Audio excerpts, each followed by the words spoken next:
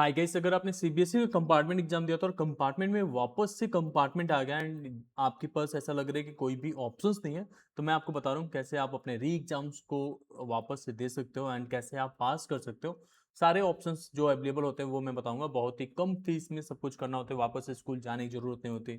Marksheet proper आपके पांचों subjects आपके घर पे आ जाता है। उसके बाद से आप कॉलेज में एडमिशन ले पाते हो, क्योंकि अभी तो बहुत लेट हो चुका है, साल खराब हो रहे हैं। बट हमें एक स्ट्रैटेजी बनानी पड़ेगी किस तरीके से हम जो है आसानी से पास कर सकते हैं। तो एक बार मैं पूरा डिटेल में आपको समझा देता हूँ। देखो, सबसे पहले तो आपका कंपार्टमेंट का फॉर्म कब आएगा, क्योंकि मोस्ट ऑफ द स्टूडेंट जो कंपार्टमेंट में लाइक थाउजेंड्स में स्टूडेंट्स हैं जिनको अभी कंपार्टमेंट एग्जाम्स देने की जरूरत पड़ रही है। ठीक है, तो कब कंपार्टमेंट का फॉर्म आएगा वो सारा कुछ समझने वाला है। देखो, आपने फर्स्ट कंपार्टमेंट एग्जाम दिया था अभी, जो फेल हुए थे कंपार्टमेंट में, तो ये कंपार्टमेंट का फर्स्ट चांस था। अब आपको मिलेगा एक सेकेंड चांस। ये एग्जाम्स होता है फरवरी में। ठीक है, जो बच्चे जो है पिछले साल के थे 2025 में उनको कंपार्टमेंट आता, उनके लिए ये थर्ड चांस था जब आपने फर्स्ट चांस दिया था। अब अगर आपने सेकंड चांस में 2027 में जो एग्जाम्स होने वाले हैं उसमें भी क्लियर नहीं कर पाएंगे, तो आपको एक तीसरी चांस मिलेगी, थर्ड चांस मिलेगा, जो 2027 जुलाई में होता है। ठीक है, तो इस तरीके से आप पास कर सकते हो। अब इनकी प्रोसेस क्या रहते हैं, फॉर्म्स कब आते हैं, तो सबसे पहले री एग्जाम जो होता है अलग अलग तरीके से हो सकता है। एक तो हम लोग सजेस्ट करते हैं आपको एनआईओएस के थ्रू देने के लिए, और एक होता है सीबीएसई के थ्रू। इसके साथ साथ अलग अलग ऑप्शंस बनता है, जैसे काफ़ी बच्चे स्टेट बोर्ड में चले जाते हैं, जैसे यूपी बोर्ड वगैरह से। एंड कुछ बच्चे जो है वो बहुत से बोर्ड्स को सेलेक्ट करता है। बट इसमें मुझे लगता है जो सबसे इजीएस्ट एंड कम फीस में कंप्लीट होता है वो सीबीएसई एंड एनआईओएस है, और इस चीज़ को लेके हम लोग ज़्यादा जिक्र करेंगे। ठीक है, एंड फरवरी 2027 में अगर आप कंपार्टमेंट का सेकंड फॉर्म फिल करने वाले हो, तो इसका फॉर्म्स जो है वो सितंबर में आ जाता है, एक वीक के लिए। अगर आप पूरी तरीके से हमारा सपोर्ट चाहते हैं फॉर्म फिलिंग में लेके एंड हर एक चीज़ का पूरे एक साल तक के लिए पूरा मेंटरशिप हमारा रहे, तो उस केस में हम लोग एक सर्किल बैच स्टार्ट करते हैं, हर साल स्टार्ट होता है, जिसके अंदर हम लोग आपका फॉर्म फिलिंग सपोर्ट करते हैं, मतलब पूरा फॉर्म फिलिंग कराते हैं। उसके साथ साथ पूरे साल आपका नोट्स वगैरह चलता रहता है, वीडियो लेक्चर्स नहीं रहते हैं बट मेंटोरशिप रहता है। हम लोग मीटिंग्स में कनेक्ट करते हैं एंड पूरी तरीके से आपको गाइड कर रहे होते हैं, तो ये सारा कुछ आपको मिल रहा होता है। और इसकी चार्जेस क्या है, कुछ दिन में ये फीस बढ़ेगा, लेकिन अभी केवल आपको मिलेगा 499 में। डिस्क्रिप्शन में लिंक है, कमेंट सेक्शन में लिंक है, आप वहां से जाके ज्वाइन कर सकते हो। In case you are interested to give your compartment exams in February 2027, उसका जो फॉर्म है वो सितंबर में आएगा। बहुत जल्दी विंडो क्लोज हो जाता है, आपको पता भी नहीं चल पाता, स्कूल इन्फॉर्म भी नहीं करेगा, स्कूल का ये जिम्मेदारी भी नहीं है, क्योंकि वो फर्स्ट कंपार्टमेंट तक ही जिम्मेदार होते हैं। उसके बाद से आपकी जिम्मेदारी आपको खुद लेना होता है। और कंपार्टमेंट फॉर्म जो सीबीएसई का जाता है उसमें हजारों लाखों फीस नहीं लगते, बस आपका 320 रुपीज फीस जाएगा और आपका एक सब्जेक्ट का फिल हो जाएगा। इसमें कुछ चीजें जो है आप लोगों को जानना चाहिए, जैसे मान लो आपने फर्स्ट सब्जेक्ट का तो फर्स्ट कंपार्टमेंट दे दिया एंड कंपार्टमेंट ही हुआ, लेकिन जो सेकंड चांस ऑफ कंपार्टमेंट है ना, इसमें आपको दो ऑप्शन मिलता है। या तो आप केवल सेकंड चांस ऑफ कंपार्टमेंट दे दो, मतलब एक सब्जेक्ट का एग्जाम दे दो, या आप क्या कर सकते हो, ऑल सब्जेक्ट का एग्जाम दे दो। जैसे बहुत सारे बच्चे जो हैं और जेई एस्पिरेंट होते हैं, उनको परसेंटेज भी इंप्रूव करना है, 65 प्लस करनी है, 75 प्लस करनी है, तो उस केस में आप ऑल सब्जेक्ट का भी एग्जाम दे सकते हो, you are eligible for it. तो इसमें भी आपको क्या करना है, जब फॉर्म फिलिंग स्टार्ट होता है उसी समय पे आपको ये चीज़ें सेलेक्ट करनी पड़ती है कि कौन सा आपके लिए बेस्ट है। तो इसमें हम लोग गाइड करते हैं आपको। तो सबसे पहले आपका सर्किल है। इन केस अगर आप बहुत अच्छे से हेल्प चाहते हैं and with going with the all subjects, तो एक फोकस बैच है, उसे आप ज्वाइन कर सकते हैं। फोकस 4.0 चल रहा होगा, वो आपको डिस्क्रिप्शन में मिल जाएगा। ठीक है, focus for the failure students. अब ये सारा चीज़ आपको गाइड समझ में आ गया कि सीबीएसई कैसे फॉर्म फिल होगा, इसमें क्या क्या डॉक्यूमेंट्स होता है। एक तो आपका एडमिट कार्ड लगेगा, मेन एडमिट कार्ड जो 2026 में एग्जाम दिया था वो। एंड एक तो आपका रहेगा आधार कार्ड, जो एड्रेस आपका रहेगा जहाँ पे आप एग्जाम देंगे, वो उसी बेसिस पे आपका जो है सेंटर डिसाइड होता है। आप सेंटर कहीं पे भी ले सकते हो, लेट्स से कि आप जो है यूपी से अभी कोटा में तैयारी कर रहे हैं, तो आप कोटा में सेंटर ले सकते हैं। स्टेट कोड ऑफ एलिजिबिलिटी आपके लिए जो है पहली बार जो बोर्ड एग्जाम्स अपेयर किए थे वही होता है। उसके बाद एक चीज और आपको लगेगा, आपका फोटोग्राफ और सिग्नेचर, ये आपके आधार कार्ड, सॉरी, एडमिट कार्ड के ऊपर आता है। ठीक है, तो ये सारी चीजें आपको ध्यान रखना है। अब इसके साथ साथ एक बेस्ट अपॉर्चुनिटी होता है साल बचाने का, मतलब इसी साल कंप्लीट करने का, सेफ ईयर का। अब इसमें जो है हम लोग ने बताया था आप लोगों को कि कुछ ऑप्शंस अवेलेबल है, जैसे कुछ जगह पे अभी भी सीट्स अवेलेबल है ऑन डिमांड एग्जाम्स का। ठीक है, आप ऑन डिमांड एग्जाम दे सकते हो। और दूसरा ऑप्शन है पब्लिक एग्जाम का, ये सबसे आसान एग्जाम होता है, पब्लिक एग्जाम। एंड ऑब्वियसली इसका जो डेट है वो 17 अगस्त तो था, बट अब बढ़ गया है, ये जो है अब एक्सटेंड हो गया है। आपका एक्सटेंड कहाँ तक हुआ है, ये अब चलेगा 31 अगस्त तक। ठीक है। 31 अगस्त तक डेट एक्सटेंड है, मतलब लेकिन आपको 31 तक वेट नहीं करना है, 25 तक कैसे करके अपना एडमिशन वगैरह फाइनल करा लो। इसमें पब्लिक एग्जाम्स में आसानी से पास होता है। इसका प्रोसीजर्स क्या है, 3 का एग्जाम मैंडेटरी है गवर्नमेंट रूल्स के अकॉर्डिंग, 2 सब्जेक्ट का आपका टीओसी हो जाता है, 5 का आपका मार्कशीट आ जाती है। इनकेस अगर आपका किसी एक सब्जेक्ट में कंपार्टमेंट है and you are a pass students, तो केवल एक ही सब्जेक्ट का एग्जाम आप दे सकते हैं। बट अगर आपके पास केवल 5 ही सब्जेक्ट्स था, उस केस में एक सब्जेक्ट का कंपार्टमेंट है, तो ये रूल अप्लाई होता है। इनकेस अगर आपके पास 6 सब्जेक्ट था, 2 सब्जेक्ट में कंपार्टमेंट है, तो भी ये रूल अप्लाई होता है। ये बातें तो समझ में आ गई आपको। अब बात करते हैं ऑन डिमांड। ऑन डिमांड का अब लास्ट जो एडमिशन चल रहा है वो सितंबर, and September month is the last one.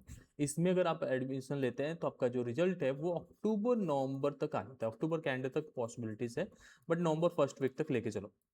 इसमें हम लोग आपको जो है एक एप्लीकेशन फॉर्म दे देते हैं, जो आप सबमिट कर पाते हैं अपने कॉलेजेस वगैरह में, एंड देन उनसे एक्सटेंशन ले पाते हैं कि रिजल्ट आपका लेट आ रहा है। बट ये एक ऑन डिमांड एग्जाम है, केवल केंद्रीय विद्यालय में हो रहे हैं, और इसमें वही स्टूडेंट्स पार्टिसिपेट करें जिनको लगता है कि मुझे जल्दी जल्दी रिजल्ट चाहिए और उनके पास टाइम नहीं है। In case you are a drop students, तो आप on demand sorry public exams के थ्रू जा सकते हो एनआईओएस का, तो ये एक बेस्ट ऑप्शन होता है। अब इन दोनों में जो फीस है वो सेम लगता है, 7,000 रुपीज। अब ये 7,000 रुपीज जो है फिक्स चार्जेस होता है ऑलमोस्ट सभी स्टूडेंट्स के लिए। बट कुछ स्टूडेंट्स का फीस कभी कभी बढ़ जाता है, वो बढ़ता है उस केस में जब सब्जेक्ट चेंज करनी पड़ जाती है, या कोई सब्जेक्ट ऐड करनी पड़ जाती है। सब्जेक्ट चेंज का आ जाए या ऐड करने का आ जाए तभी फीस बढ़ता है, अदरवाइज इतना में हो जाता है। अब इसमें भी आपको क्या है, शुरू में आपको केवल 2,000 पे करना होता है, एडमिशन होने के बाद से आपको 5,000 पे करना पड़ता है, जो पूरा चार्जेस रहता है। अब मैं इसको थोड़ा अच्छे से समझा देता हूँ कि कैसे आपका एडमिशन प्रोसीजर्स हमारे यहाँ से होता है। जैसे आपके स्क्रीन पे एक वेब पेज दिख रहा है। अब ये वेब पेज पे हम लोग ये आपको लिंक मिल जाएगा डिस्क्रिप्शन में, आप वहाँ से देख भी सकते हो। तो एनआईएस अल्टीमेट गाइड 3.0 एंड ये सारा चीजें मेंशन रहते हैं, इसमें आप आते हैं तो वही जो 2,000 की मैं जिक्र किया था वो यहाँ पे आप पे करते हैं 1,999। ठीक है, और बाकी जो है एडमिशन के बाद से होता है। तो इस पे क्या करना होता है, इसमें आके अप्लाई फॉर एडमिशन पे क्लिक करता है, एंड देन अपना जो है सारा बेसिक डिटेल्स फिल आउट करके हम मेरी टीम को भेज देते हैं, एंड देन वो लोग जो है आपका मैसेज से अप्रोच करके एंड देन फॉर्म वगैरह फिल करके आपका एग्जाम्स के लिए सारे स्टडी मटेरियल्स प्रोवाइड कर देते हैं, एंड अब हम आपका मेंटरशिप करना शुरू कर देते हैं। उसके साथ साथ जैसे ही आप अपना यहाँ पे पेमेंट करते हैं, उसके बाद एक रेफरेंस नंबर मिल जाता है, उसको आप यहाँ से ट्रैक कर पाते हैं डाल के कि मेरा कितना स्टेप्स कंप्लीट हो गया। अगर अप्लाई करना है तो यहाँ से कर सकते हैं। तो ये सारा चीज़ें इधर मेंशन्ड है, इसमें बेसिक डिटेल्स डालना होता है, एंड कोर्स ऑब्वियसली क्लास 12 आपको एनआईएस का सेलेक्ट करना है एंड देन पे करना है। अगर क्लास 10 में तो क्लास 10 सेलेक्ट करके फीस पे करनी होती है, बस इतनी सी प्रोसीजर्स होता है। ठीक है, तो ये सारी बातें तो आपको समझ में आ गई यहाँ पे। अब कुछ चीज़ें और हैं जो मुझे आप लोगों को सजेस्ट करना था, जो आपके लिए इंपॉर्टेंट हो सकता है, वो एक बार समझ लेते हैं। जैसे मान लो कि अगर आपका जो है मन हो रहा है कि मैं एनआईओएस का बैकअप तो रखूं लेकिन सीबीएसई भी देना चाहता हूं, तो वो भी आप कर सकते हो, क्योंकि एनआईओएस जो है एक ओपन बोर्ड होता है और सीबीएसई जो है वो एक रेगुलर बोर्ड है। बट अब क्योंकि सीबीएसई भी आप प्राइवेट हो जाएंगे और एनआईओएस भी ओपन है, तो आप दे सकते हैं। इसका पहले एग्जाम दे दीजिए, इसका बाद में, दोनों मिला के 10,000 से कम में ही आपका दोनों बोर्ड कंप्लीट हो रहा होता है, और आपको घर से अपने बैठ के पढ़ाई करनी है अच्छे से और पास करने है। देखो एक चीज आप लोग को पीछे नहीं हटना है, मेहनत करनी पड़ेगी। मेहनत जब तक नहीं करेंगे you will not get anything. जितना ज़्यादा आप मेहनत कर रहे होंगे, जितना ज़्यादा अभी अभी के समय पे इनपुट डालेंगे, उतना ही ज़्यादा फ्यूचर्स में जाके आप ग्रो करेंगे। We are here to show you the path, but select आपको करने के किसके थ्रू जाए। एनआईओएस से करने के बाद से बच्चे पूछते हैं कि क्या एलिजिबिलिटी है। मैं कहता हूं कि आप क्यों नहीं एआई से पूछ लेते हो। एआई तो आज चैट जीपीटी वगैरह, जैमिनी सब कुछ यूज कर रहे हो ना, क्लाउड वगैरह। उसके साथ साथ आगे आपको लग रहा है कि यार डून विनर के साथ ही क्यों करना है। डून विनर इसलिए आप लोग के लिए इंपॉर्टेंट हो जाता है क्योंकि हम लोग बहुत ही लेस एक्सपेंसेस में सारा कुछ कराते हैं। बच्चे कई बार तो हमसे ये पूछ लेते हैं कि इतना कम में कैसे हो सकता है, जब जहाँ पे दूसरे लोग 15 या 20,000 फीस मांग रहे हैं।